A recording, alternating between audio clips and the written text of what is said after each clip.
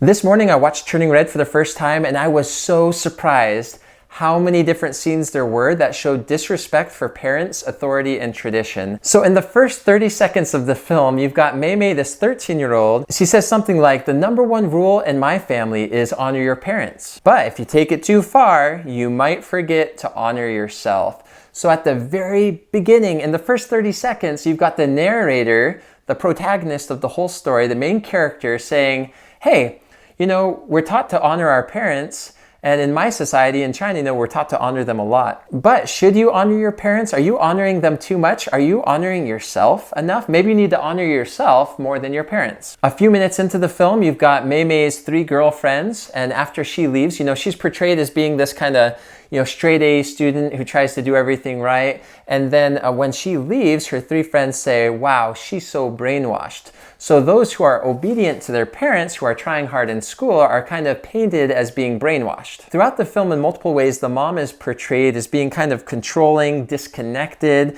not understanding. Sometimes she even acts manipulative and accusatory, where she yells at this clerk and accuses him of attacking her daughter, but he didn't do that. There are other parts of the film where the mom is portrayed as being kind of reasonable and like a nice human being, but she's portrayed in a lot of negative ways. And at one point, she's even portrayed as this evil, massive panda bear monster that's murderous and trying to destroy her daughter and everything around her. Right when Mei Mei discovers that she's starting to turn into a panda, she yells at her mom, "Get out." And from that point forward, you can start seeing that there's kind of a disconnect where Mei Mei is trying to distance herself from her mom and start getting closer and closer to her friends. When Mei Mei's at school, she sees her mom trying to make sure that she's okay, and she erupts in anger at her mom and runs away from her mom. Kids at school are making fun of Mei Mei for being a mama's girl. I don't know about you, but being called a mama's boy or a mama's girl is nothing to be ashamed about. When Mei Mei's with her friends, they say,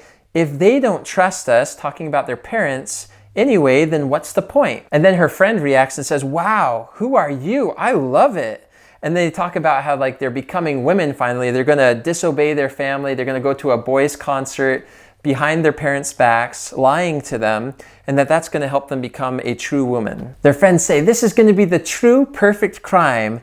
And then I think Mei Mei says, yes, my mom will never know. There's lyrics of a song that play over and over throughout this film. One of the lyrics goes along the lines of, I did it on my own. You want it? I want it. Anyway, so they say over and over, I did it on my own. So it's kind of reinforcing this idea that if you want anything good to happen in your life, you got to do it and not, be attached to your parents. You need to kind of break away from them and do it on your own. Another part of the video, Mei Mei's saying, forget my mom. At another part of the film, Mei Mei tells her mom that she doesn't want her mom to come. Then there's a part where Mei Mei and her 3 girlfriends are looking up at the stars and it just looks so peaceful and serene. They're on top of a roof somewhere. And one of them comments, you're such a rebel now, as if it's a good thing to Mei Mei that she's finally rebelling against her parents. In another part of the movie, you hear a boy yelling, get out of here, go back to your psycho mom and creepy temple, you freak. And obviously that boy was upset because of things that happened at his birthday party. But I mean, just the fact that they would have let those words be spoken in a film that's meant for children, calling their mom psycho and calling a temple creepy.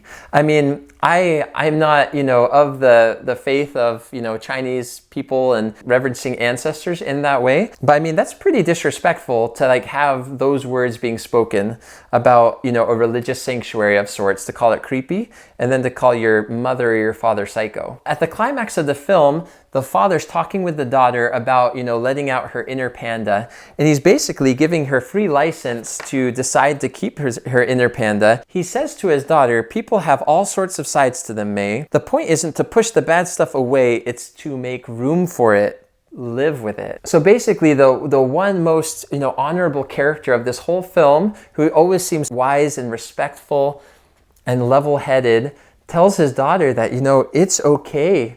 Don't push away the bad things. You need to make room for bad things in your life. When Mei Mei finally escapes and goes to the concert, the boy concert, she's running, bounding over these rooftops, and she looks happier than she's ever been. And then when she gets there, her friends say, your mom must have gone nuclear. And she says, who cares? What's she gonna do, ground me? And they all start laughing. Then the boy band, they're portrayed as angels. They have these angel wings and they start floating in the air and they just look so angelic. The girls look like they're having the time of their life, you know, just looking at these beautiful boys. And then the mom comes in and she looks like the most evil, murderous monster Godzilla, you know, red panda. And the mom starts wreaking havoc, destroying the stadium. And then Mei Mei yells at her mom and says, "This is me. I'm not your little Mei Mei anymore. I lied, Mom.